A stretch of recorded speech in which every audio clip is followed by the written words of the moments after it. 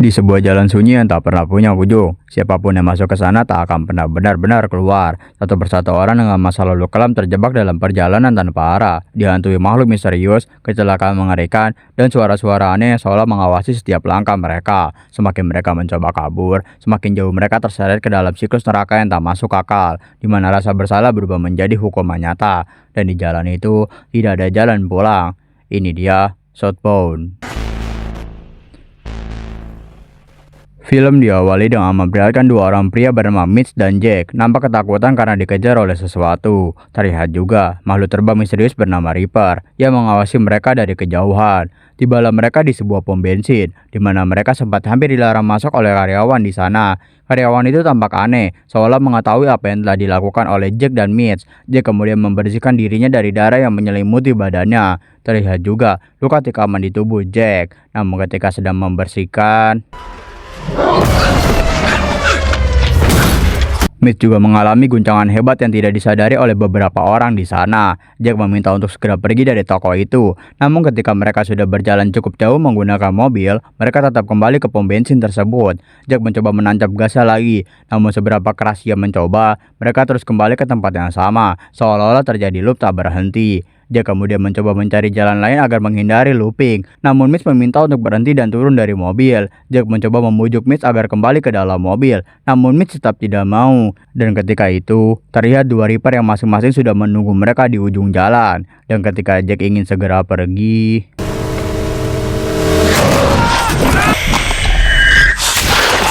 tubuh Jack dibunuh secara brutal oleh makhluk tersebut. Mitch mencoba mengikuti kemana makhluk itu pergi, hingga ia tiba di sebuah motel. Mitch kemudian masuk ke dalam salah satu kamar motel dengan banyak darah di dalamnya. Mitch mencoba masuk lebih dalam, dan seketika pintu tertutup. Mitch kemudian mencoba membuka pintu tersebut, di mana ada ruangan lain di sana. Mitch terus mencoba masuk lebih dalam, di mana ia mendengar suara anaknya Catherine yang meminta tolong kepada Mitch. Mitch mulai menghampiri suara anaknya, dan Mitch mulai mengejar anaknya yang terus melarikan diri. Namun tanpa disangka, ia malah terjebak selamanya di dalam ruangan tersebut.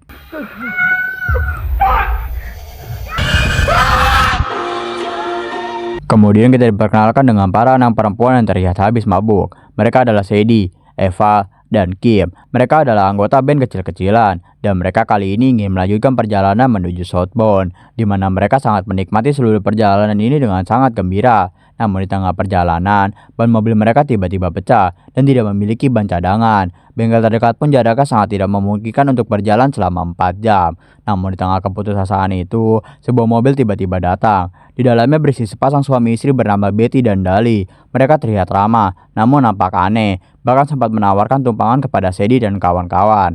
Sadie awalnya menolak, namun Eva memutuskan untuk ikut bersama sepasang suami istri tersebut. Dan dengan terpaksa, Sadie ikut bersama mereka. Mereka juga sedikit membahas tentang band mereka, hingga sampailah mereka di rumah Betty dan Dali. Namun ketika mereka masuk, suasana sedikit agak mencekam.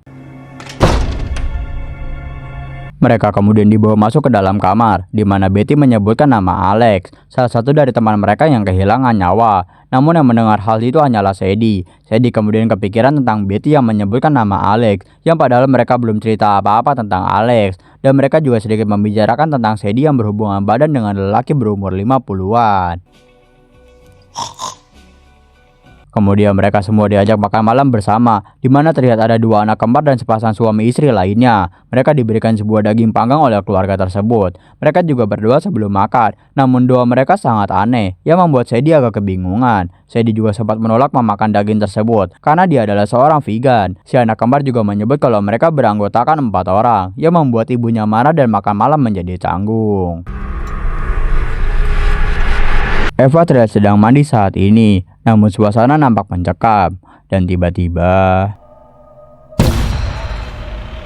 Sadie saat ini sedang melihat-lihat lemari kamar tersebut dan melihat sebuah boneka dan pisau yang ditinggalkan di sana. Kim juga terlihat nampak aneh saat mengobrol dengan Sadie. Kim seolah-olah terus menyalahkan kematian Alex kepada Sadie, dikarenakan Sadie hanya berhubungan badan dengan lelaki tak dikenal. Namun semua itu hanyalah candaan Kim saja, dan seketika Kim mulai mual dan memuntahkan cairan hitam dari mulutnya. Sadie kemudian meminta bantuan Eva yang terlihat sudah lemas dengan cairan hitam di mana-mana. Sadie kemudian meminta bantuan pada keluarga tersebut, namun mereka tampak tenang, seolah sudah biasa dengan hal ini. Eva dan Kim kemudian diberikan sebuah cairan putih. Sadie meminta untuk segera pergi karena merasa ada yang aneh di keluarga ini. Namun Eva dan Kim bertingkah aneh, mereka malah memilih untuk tidur. Sadie saat ini sedang melihat-lihat foto kebersamaannya dengan Alex. Sadie kemudian melihat keluar jendela, di mana si anak kembar sudah menatap ke arah kamar mereka. Sadie kemudian mengambil pisau yang ia temukan untuk berjaga-jaga. Kita juga diperlihatkan dengan mimpi Sadie yang dihantui oleh Alex. Dan ketika terbangun, teman-temannya sudah tidak ada di sana. Mereka terlihat mengikuti keluarga itu. Sadie segera menyusulnya dan terungkap kalau keluarga aneh ini adalah pemimpin dari sekte sesat yang mengorbankan darah mereka untuk persembahan dan nantinya akan dioleskan ke anggota baru yang menjadi sekte. Sadie tidak sengaja terperangkap jebakan hewan yang membuat persembunyiannya terungkap. Eva dan Kim mulai mendekati Sadie yang terperangkap dan Sadie berhasil lepas dengan menyayat wajah Eva. Sadie kemudian terus berlari dan bersembunyi dari kejaran teman-temannya dan tiba-tiba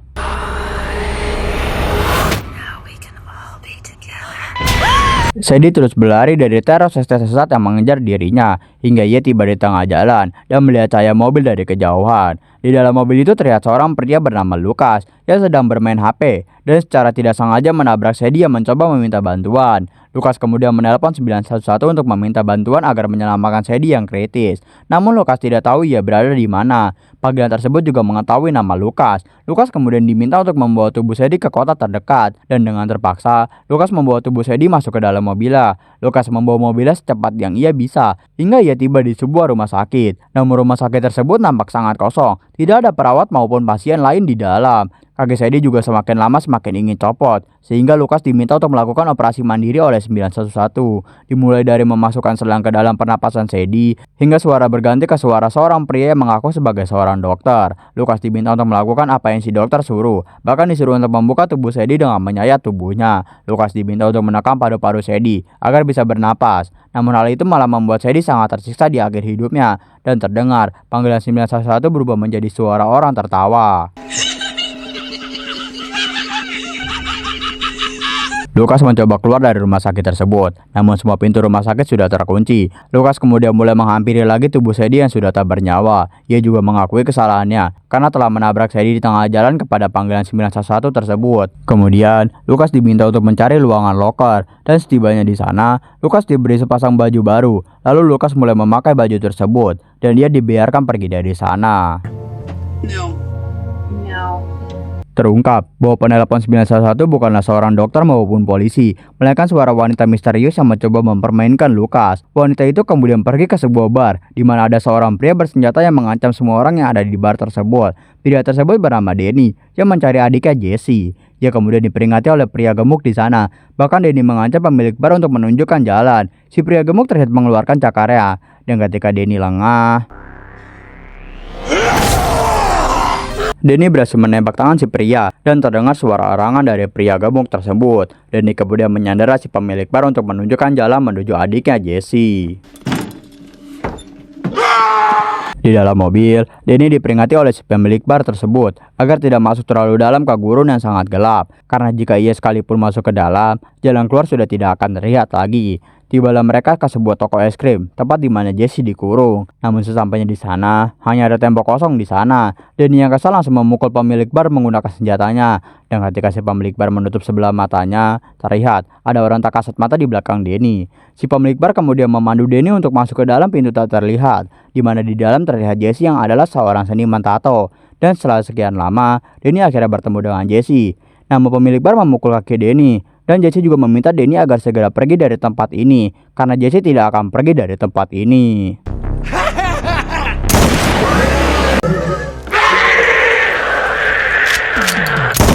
Denny kemudian membawa Jesse dengan paksa ke dalam mobilnya dan akan membawa pulang Jesse bersamanya. Namun mereka sampai di ujung jalan, di mana hanya tersisa gurun saja. Jesse memperingati Danny untuk tidak masuk lebih dalam, namun Danny tidak peduli. Ia tetap menginjak gasnya. Jesse pun memperingati sekali lagi untuk tidak berhenti. Namun sejauh apa Danny mengemudi, hanya ada kegelapan di sekitarnya yang membuat ia menghentikan mobilnya. Jesse juga mengakui kalau ialah dalang dari pembunuhan orang tua mereka 13 tahun yang lalu, yang membuat Danny terkejut akan fakta tersebut. Ia kemudian tiba-tiba diambil oleh beberapa orang. Ia seperti bersiap mengeksekusinya. Jesse yang tidak peduli kemudian pergi dengan mobil milik Danny, membiarkan Danny dihabisi oleh orang-orang tersebut. Jesse kemudian kembali ke toko es krim, di mana ia diperhatikan oleh seorang wanita bernama Jem. Ia bersama keluarganya sedang liburan sebelum Jem masuk ke sekolah. Mereka juga tampak diperhatikan dari kejauhan oleh seseorang. Kemudian Jem dan keluarga pergi menuju motel milik mereka. Awalnya, semuanya berjalan normal, tidak ada tanda-tanda bahaya sedikit pun. Sebelum seseorang mengetuk pintu rumah mereka, sang ayah mencoba mengecek siapa yang mengetuk, namun tidak ada orang di luar. Lemparan kaca dari belakang mengejutkan mereka semua. Sang ayah mulai mengecek lagi dan terkejut dengan apa yang ada di luar. Kemudian dia meminta sang istri untuk menelpon polisi yang akan tiba dalam 30 menit lagi. Ternyata, di luar ada seseorang bertopeng yang akan membobol rumah mereka. Sang ayah membawa keluarganya untuk melarikan diri dari motel tersebut. Namun 2 orang bertopeng lainnya sudah menunggu di luar. Mereka semua kemudian masuk lagi dan listrik mulai dipadamkan. Para pria bertopeng dengan perlahan menerobos masuk, hingga Jem dan keluarganya berpencar. Mereka kemudian masing-masing bersembunyi dari kejaran para pria bertopeng. Namun sang ayah berhasil tertangkap oleh salah satu pria bertopeng dan sang ibu yang berhasil dibuat tak sadarkan diri. Sang ayah juga berhasil memberikan tikaman kepada salah satu pria bertopeng sebelum ia dilumpuhkan. Persembunyian Jem juga hampir terungkap oleh salah satu pria bertopeng. Beruntung, mereka memilih menghampiri rekannya yang sudah berhasil menangkap orang tua Jem. Salah satu pria terus menatap sang ayah, yang membuat sang ayah ketakutan dan meminta maaf. Salah satu pria bertopeng kemudian membisikkan sesuatu ke sang ibu, yang membuat sang ibu terkejut. Sebelum sang ibu dibunuh oleh si pria bertopeng.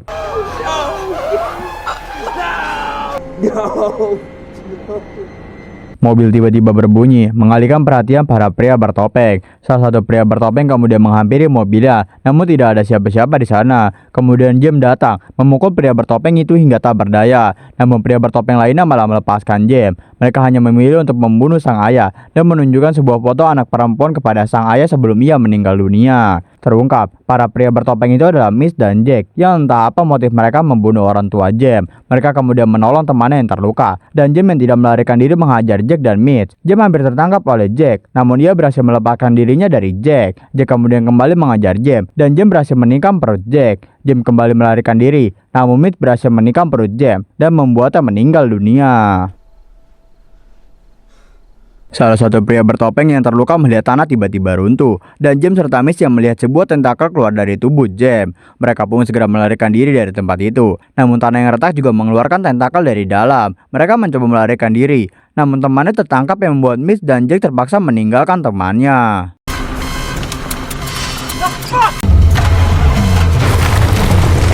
Jack dan Mitch yang berhasil melarikan diri tiba-tiba dihadang oleh Reaper yang mengejar mereka di awal film, dan Jack dengan terpaksa menabrakkan mobilnya ke arah Reaper tersebut.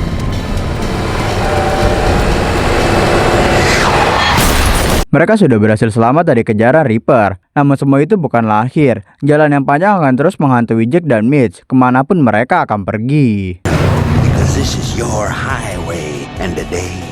Dan itu dia seluruh cerita film Southbound. Kalau kalian merasa film ini membingungkan, itu wajar, karena Southbound memang sengaja dibuat bukan untuk langsung dimengerti, tapi untuk dirasakan, seperti mimpi buruk yang terus berulang tanpa penjelasan yang jelas. Sekilas, film ini terlihat seperti kumpulan cerita horor yang tidak ada hubungannya, tapi kalau diperhatikan lebih dalam, semua karakter sebenarnya berada di satu dunia yang sama, satu jalan yang sama, dan satu nasib yang sama. Mereka semua sedang bergerak ke arah yang sama, Southbound, atau yang bisa diartikan sebagai perjalanan menuju bawah, menuju sesuatu yang lebih gelap. Dua pria di awal film menjadi kunci utama untuk memahami semuanya. Mereka terus mengemudi tanpa tujuan yang jelas, dikejar oleh makhluk misterius yang tidak pernah berhenti. Mereka tidak tahu harus kemana, dan setiap kali mereka mencoba kabur, mereka justru kembali ke tempat yang sama. Ini bukan kebetulan, ini adalah sebuah loop. Artinya, Mereka tidak benar-benar berada di dunia normal. Mereka seperti terjebak dalam semacam dimensi, atau bisa dibilang neraka versi mereka sendiri. Hal ini juga terlihat dari karakter lain,